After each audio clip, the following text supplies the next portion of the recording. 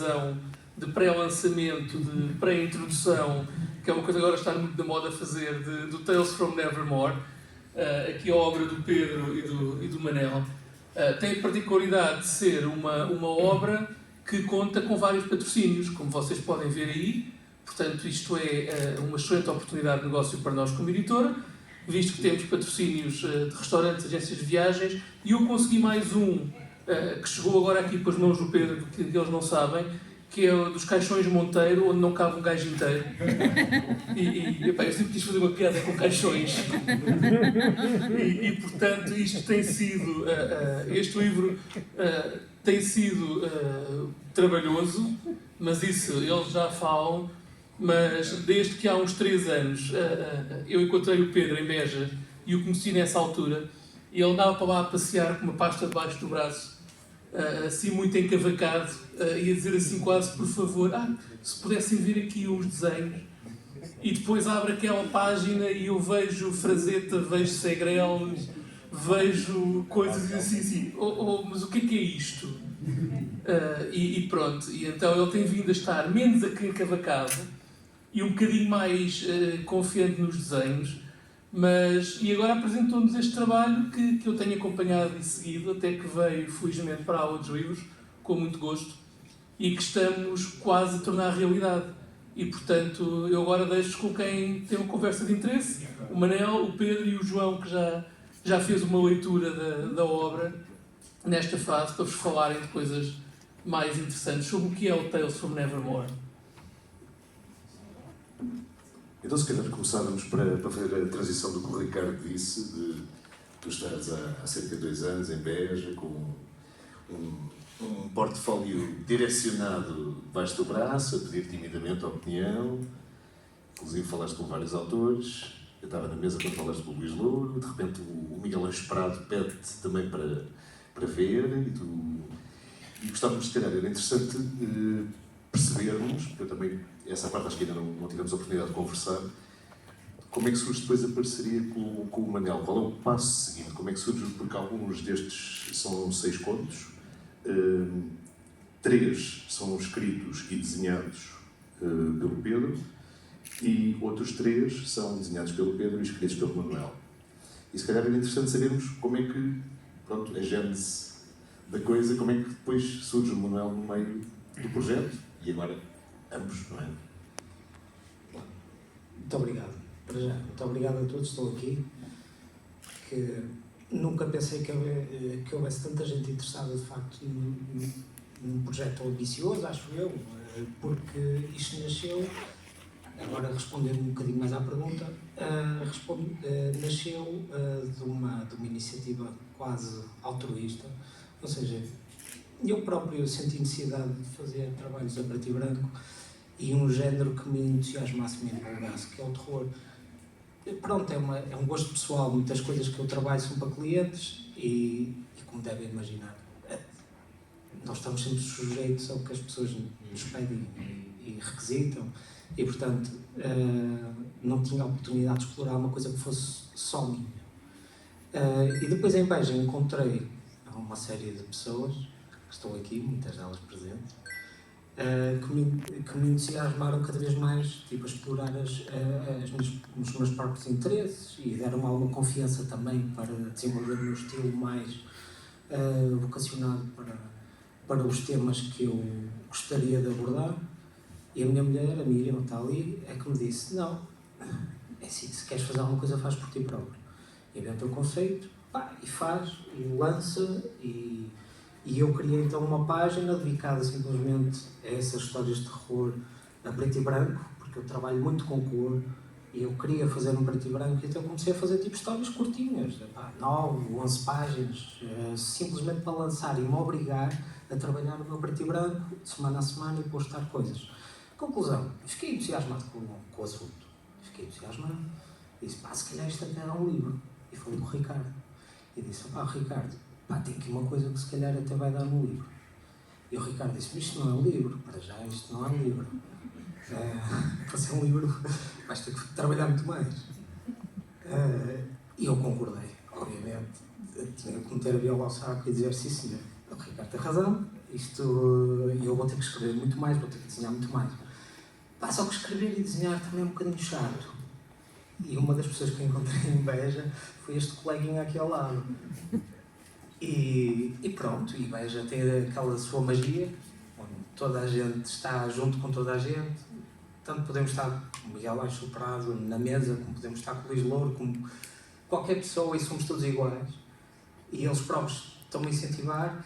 Encontro o Manel, que é uma pessoa que percebe o que é que eu quero fazer com aquilo. Ou seja, ele diz, não, eu percebo perfeitamente, então.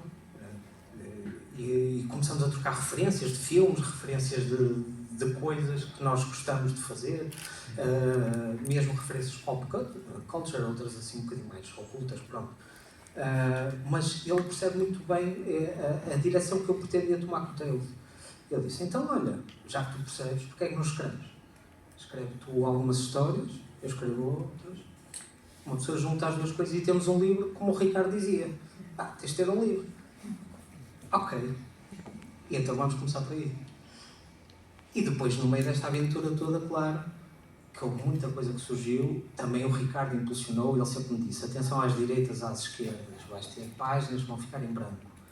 Pões qualquer coisa, pões ali um separadorzinho com uma imagem. E como vocês vão ver pela apresentação, o Tales tem muito conteúdo adicional, ou seja, que veio colmatar essas falhas. E nós simplesmente, eu acho que extravasamos um bocado. Nós começamos a meter separadores com tudo e mais alguma coisa que havia para existir. Ou seja, o que vocês na realidade vão ver são 6 histórias, tal como disseste muito bem, escritas, mas todas as páginas têm conteúdo. Todas as páginas ou vamos ler ou vamos interagir com elas.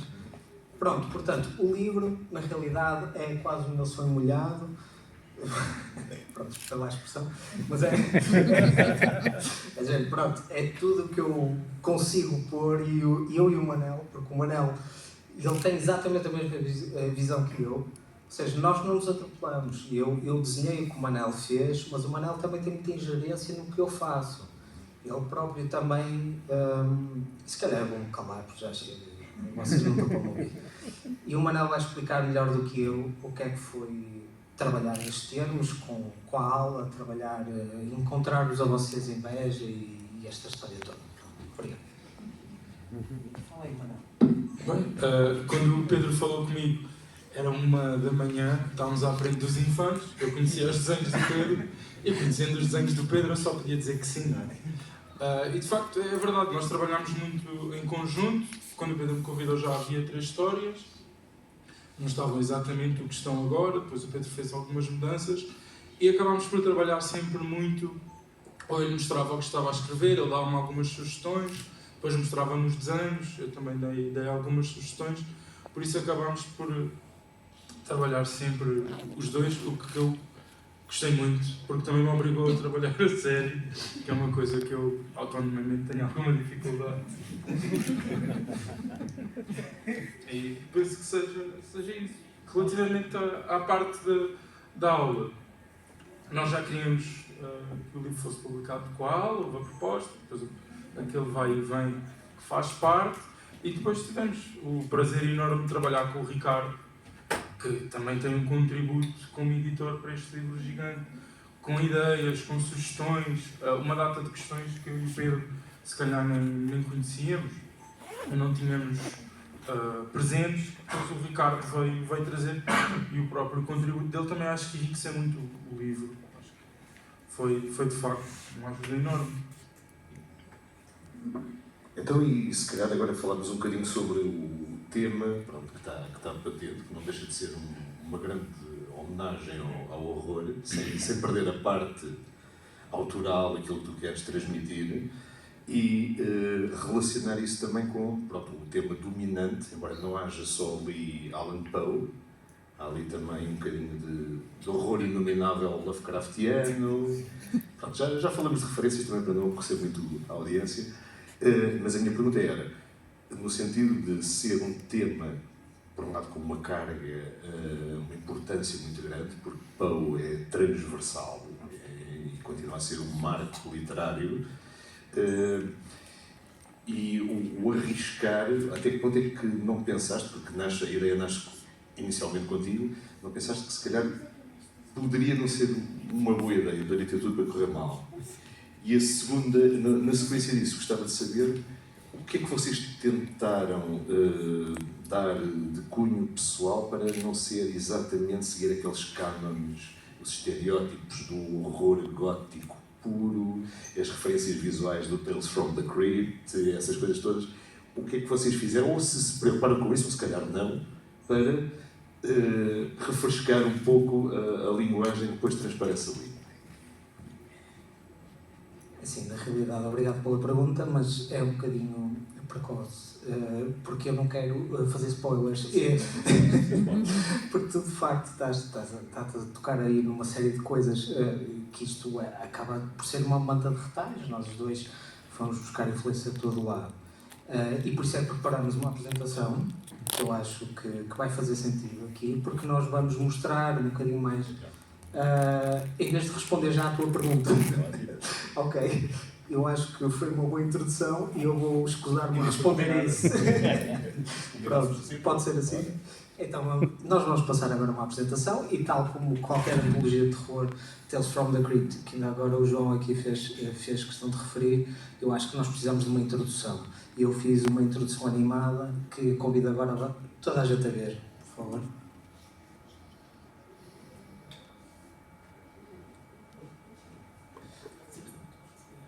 Será que eu fiz asneira? Provavelmente.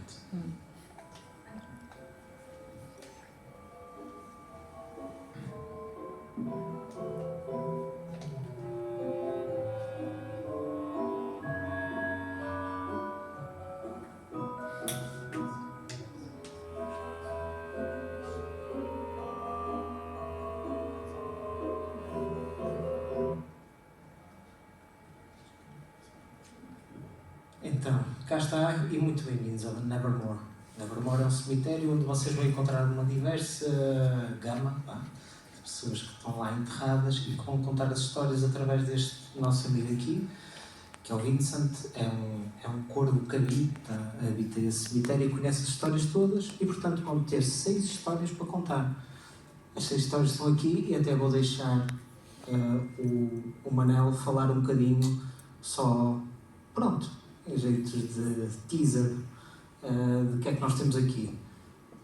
Eu não sei até que ponto é que posso falar, eu não consigo ver o título da história, mas eu acho que agora Maria Lisandra. Pois, eu acho que, de um modo geral, e acho que funciona melhor se eu falar de um modo geral, as histórias funcionam bem, porque embora a ambiência seja essa ambiência gótica, acho que as problemáticas são coisas mais do cotidiano, não é? Embora esta história da Lisandra tenha toda essa questão, é de uma coisa natural, que é a relação entre duas pessoas, e depois tem uma vertente do terror que eu não posso falar muito. O Manel aqui a andar às voltas. E acho que no fundo todas as histórias acabam por ter um bocadinho isso. Tem quase como se fosse uma roupagem, uma cover gótica, mas são temas do dia a dia.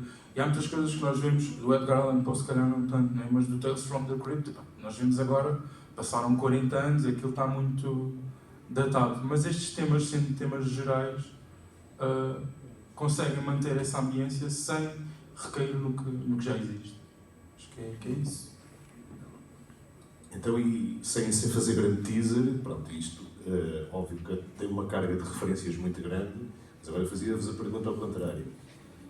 Há alguém que não aprecie particularmente o género, ou que esteja a iniciar, como é que vocês venderiam esse livro a alguém? A quem o terror se calhar não interessa assim tanto, se calhar a ambiência obscura, alguém que nem gosta de se vestir preto, eu, por exemplo, como é que faria isso? Eu não gosto de nada, de facto, o que o Manel está a dizer é bastante real. Apesar das histórias serem curtas e as premissas serem aparentemente simples, se nós refletirmos um bocadinho mais sobre determinadas coisas, elas têm uma razão de ser e não só. São temas atuais, como ele estava a dizer, podemos simplesmente transpor, por exemplo, o caso da Lisandra, que se passará em 1800 e poucos, nós podemos... É sempre um conflito humano, é algo que nós todos vemos na nossa vida e, portanto, é fácil de identificarmos com isso. Agora, nós tentamos sempre, naturalmente, dar uma roupagem um bocadinho mais leve, até pelos separadores que nós vamos encontrar. O que está aqui a passar são precisamente alguns exemplos de pranchas, e estas coisas vocês estão aqui a ver, isto são capas falsas de cada história. Ou seja, sempre que o Corvo introduz um personagem, uma campa que existe naquele local, ele remete para o título da história. E o título da história é apresentado por uma capa falsa, onde vimos ali o caso de Lisandra, e vemos então a capa. Mas entre isso tudo vão encontrar, por exemplo, o que nós estamos aqui a ver, que são conteúdos adicionais. Vão ter uma Ouija board, que vocês podem comprar pela Mortel, aí está. Portanto, é algo que podem adquirir se quiserem contactar com pessoas que já não se encontram entre nós. Mas também tem a hipótese, exatamente, de ir ao cemitério de Nevermore e fazerem um scan do QR Code para descobrir quem está lá sepultado, e então vão ter informações sobre quem está em determinadas campas. Portanto, era isso tudo que nós estávamos a dizer. São 6 histórias, mas todas elas estão ligadas até por conteúdo adicional que tu já tiveste a oportunidade de ver. Que pronto, esperemos que ninguém leve a mal, porque é humor, mas é humor negro, como já devem ter entendido. E de resto, se alguém quiser acrescentar mais alguma coisa ou fazer alguma pergunta, isso. Eu tenho uma curiosidade que ainda não falámos. Pronto, como sabem, a relação do Edgar Allan Poe com a figura feminina, há ali uma certa dicotomia. A figura feminina é muito importante no horror, é o objeto de desejo, de desvario, pelo qual se cometem loucuras. Ou seja, a mulher em Poe, como personagem, cai na dicotomia de, muitas vezes, é omnipresente ou quase não está presente. A Ligeia está viva para aí durante 5 minutos, tanto.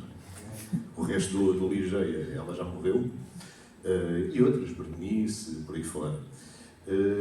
E, por outro lado, é uma força, sendo omnipresente, não sendo declarada, é a força motriz de muita coisa. A figura da mulher tem um poder enorme em Poe, e às vezes, dado o contexto da época vitoriana, às vezes não seria expectável, e às vezes, se calhar o leitor isso passa um bocadinho ao lado, outras vezes não.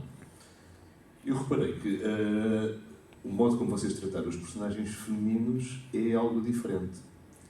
Já não falo depois um bocadinho da perversão da versão cinematográfica da Hammer, pronto, em que as senhoras têm que aparecer em trajes diáfanos, sempre em perigo, o damsel in distress, mas vocês fazem um enquadramento de empoderamento mais atual da figura feminina aqui no Tales. Eu gostava de saber se isso foi intencional, se surgiu espontaneamente.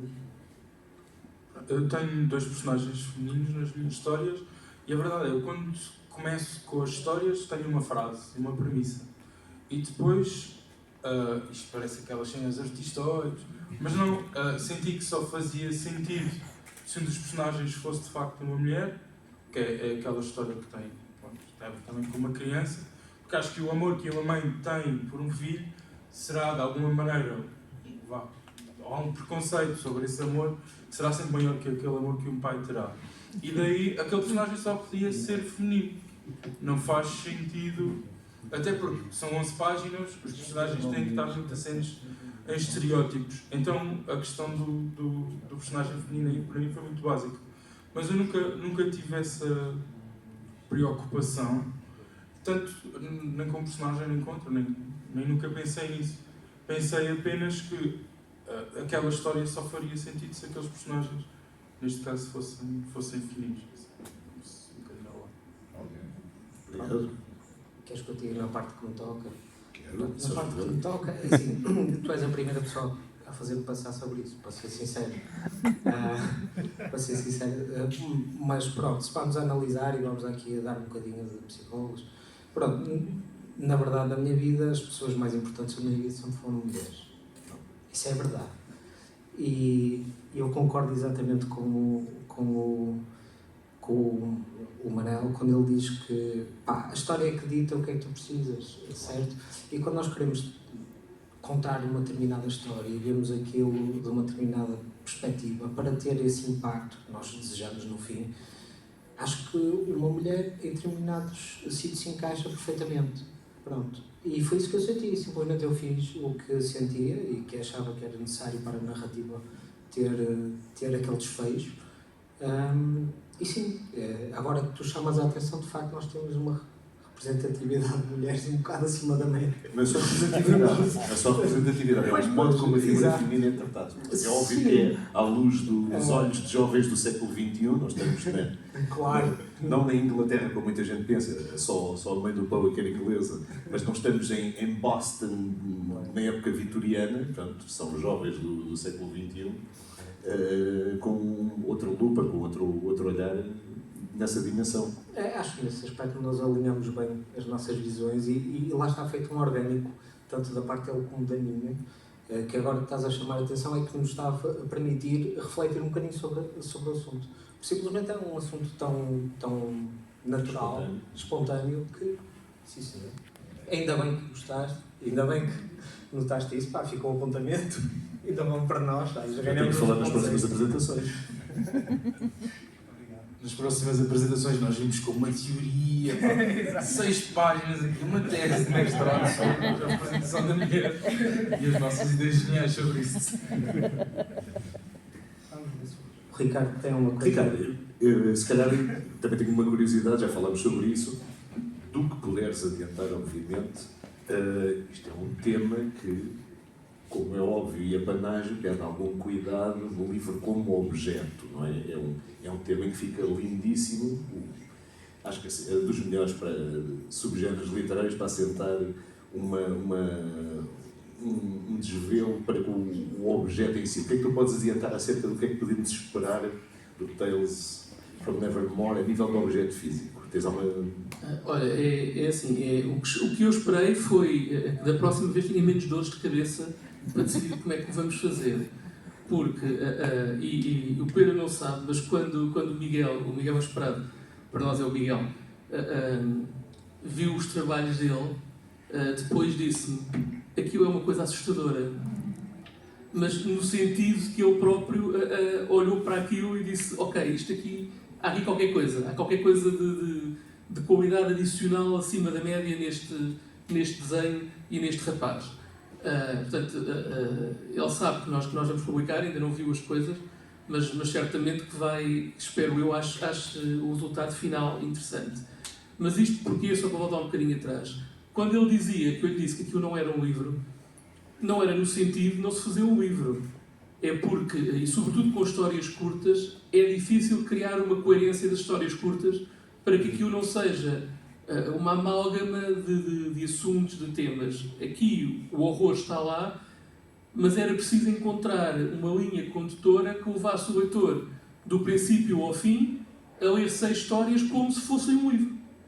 E foi isso que nós andámos muito tempo à procura.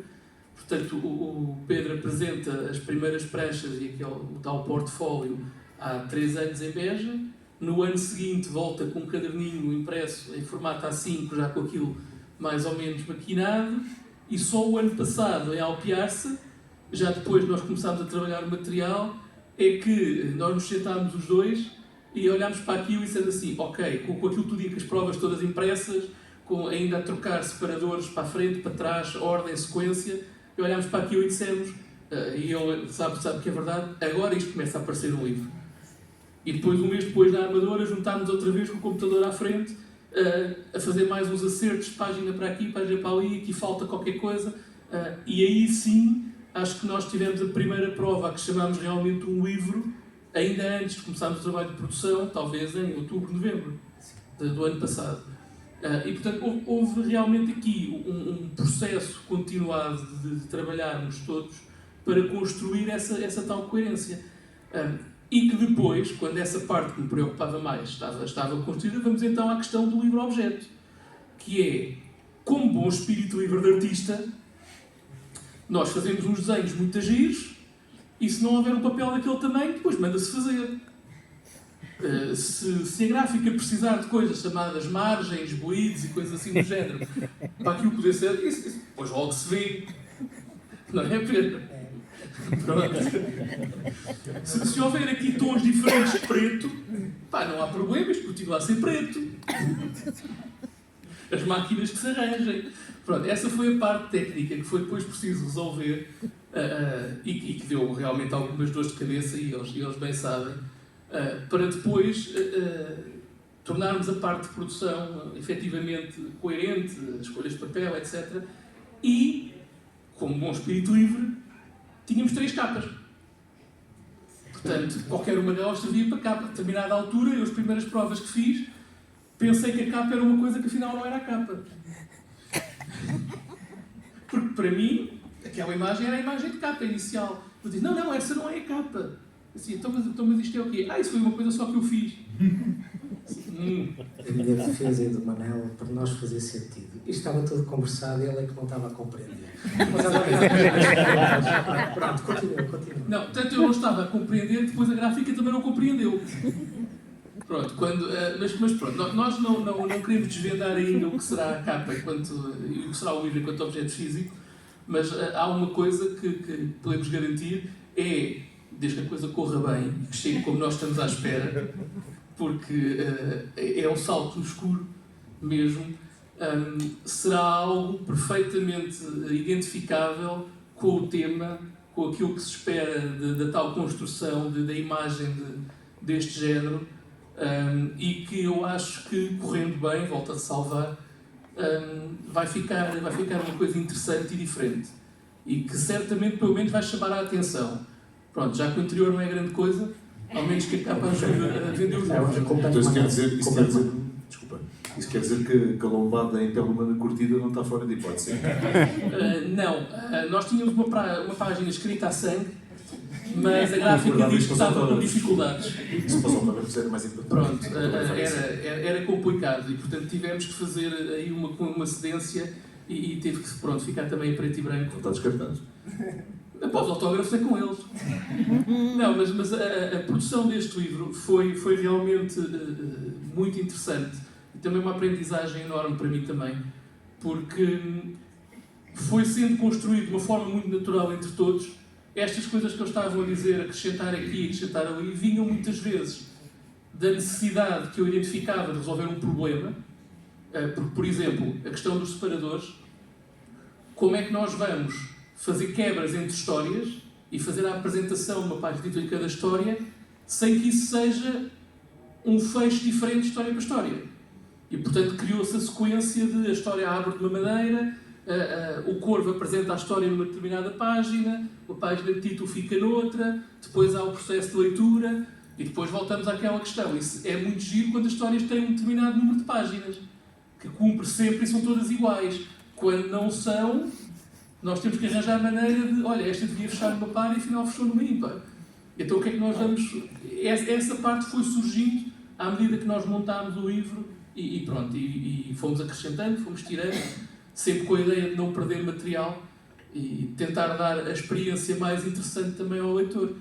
A parte gira, como eles já tinham criado, de certa forma, o suporte para a existência virtual do Tales from Nevermore, através das redes, através do site que estava, isso permitiu termos a ideia de dizer assim, ok, nós podemos aproveitar isso e expandir o livro para fora das páginas. E essa ideia que nós já tínhamos usado noutros livros, mas que aqui vai a um patamar completamente absurdo, perdoem lá a expressão, mas é verdade, do leitor poder aceder a conteúdos exclusivos no site ou no telemóvel que não estão no livro e que na verdade vão dar ao livro mais 6, 7, 8, 10 páginas e com o acrescento ainda de que podem ser alterados. Ou seja, se calhar quem estaria enterrado naquele cemitério hoje, se lhes apetecer, não será o mesmo daqui a 6 meses. E portanto há sempre esse aliciante de poder voltar ao livro e poder voltar a fazer essa leitura e que eu acho que vai ser giro. E é um género que não é muito explorado em Portugal. Não há assim grandes, sobretudo autores portugueses, a trabalhar o tema. E portanto, eu acho que isso, e para mim a parte que me divertiu mais, porque divertimos imenso nestes últimos meses a fazer isto, apesar das dores de cabeça e do stress, é a maneira como os apontamentos de humor que vão encontrar lá pelo meio conseguem, depois de uma história um bocado sórdida, macabra, etc., de repente a pessoa fecha a primeira página, a primeira história, vê o separador e diz assim: mas onde é que isto apareceu? E isso dá vontade à pessoa de ler, deixa-me lá ver a seguir o que é que aí vem. E pronto, eu acho que foi essa a linha condutora que encontramos para o livro. Não sei se calhar passamos às perguntas agora, se alguém tiver alguma pergunta que queira fazer ao Manel e ao Pedro. Acho que ficou tudo tão assustado. O silêncio aterrador. Depois da piada do Passa Sam, aqui- eu também não faria perguntas. Sacrifício humano, sim. Está tudo incluído. É só comprar o livro, está tudo incluído. E vocês querem deixar alguma mensagem final? Querem dizer alguma coisa que acham que seja de relevo? Sim, comprem um livro. É isso. No essencial, acho que é isso. Comprem um livro e palminhas para todos. Muito obrigado por terem estado aqui. O Manel, de certeza que é isso que ele quer fazer. Quero agradecer-vos. Claro que é para agradecer a todos.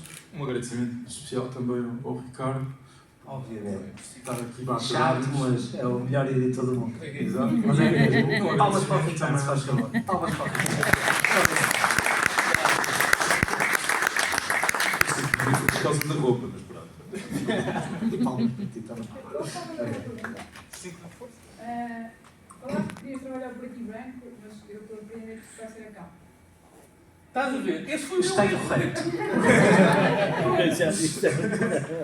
Então temos aqui uma imagem... Exatamente, temos aqui uma imagem muito bonita. Toda a Não, gente mas é perguntou. outra destas do preto e branco. Há muitas delas. Nós estamos a enganar muita gente. Tem aqui outra coisa que pode ser uma potencial capa, correto?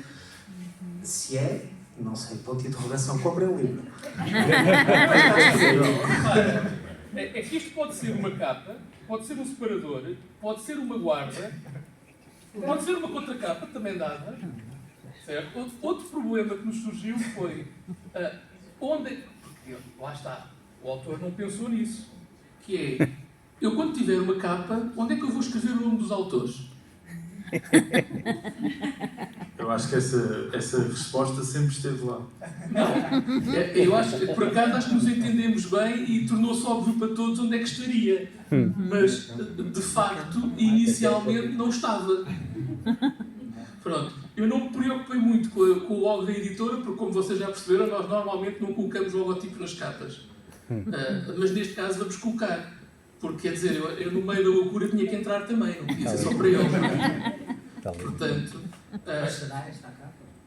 pois não sei se será esta a capa. Uma pergunta só. Nós vamos comprar o livro e abrimos a capa para ver a capa ou ela vai estar de fora?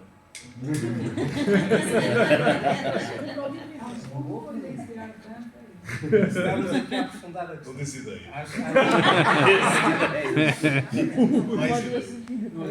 Vamos ao Ricardo. Pergunta lá em baixo. Quando é que o livro estará disponível? Vou deixar com o editor. Não, o livro já está em produção, já está em gráfica. O que está previsto era fazermos um lançamento em Beja para fechar o círculo, no fundo, onde tudo começou. Nós estamos a contar que esteja disponível já no fim de maio. Agora é uma questão de confirmação de prazos de entrega, de chegada, de distribuição. A distribuição em livraria está prevista para junho, o lançamento está previsto para Beja. Portanto, e nessa altura, à partida, não sei que haja algum cataclismo de última hora, mas já com os livros presentes e com tudo ok. Acho que também podemos dizer que temos a exposição em Beja, não é? Sim, há uma exposição em Beja, Há uma exatamente. exposição em Beja, que ouvi dizer que é de morte. Não vai ser num cemitério, não? Ainda não recebemos autorização. Olha, não nos lembramos dessa. Não. Mas já que é para a desgraça, há que dizer coisas assim. Não nos lembramos dessa, mas agora que falam nisso. Ideias faltadas. Como numa cripta? Não, mas estou a ver, o espírito Numa tem sido cripta. um bocado esse.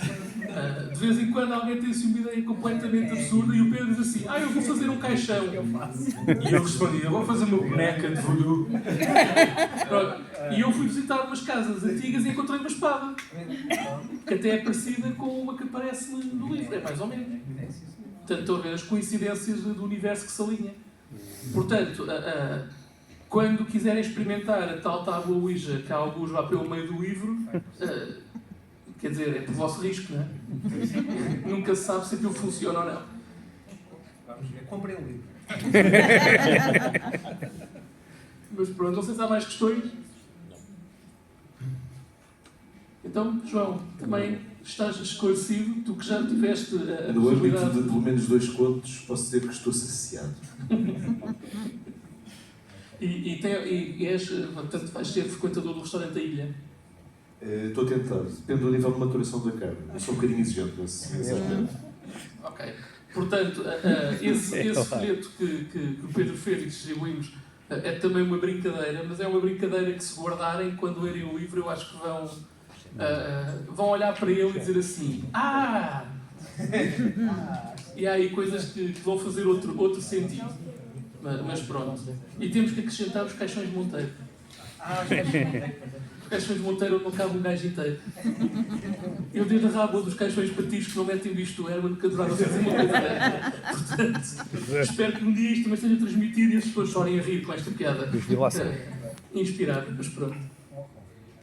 Ok, então façam vocês as despedidas, lá que o livro é vosso. Muito obrigado a todos por estarem presentes e espero que, quando o livro sair, gostem e que consigamos preencher todas as vossas expectativas relativamente ao nosso trabalho. Obrigado. Se não preenchermos, culpem o Manel e o Ricardo, ele não tem nada com isso a dizer. Obrigado.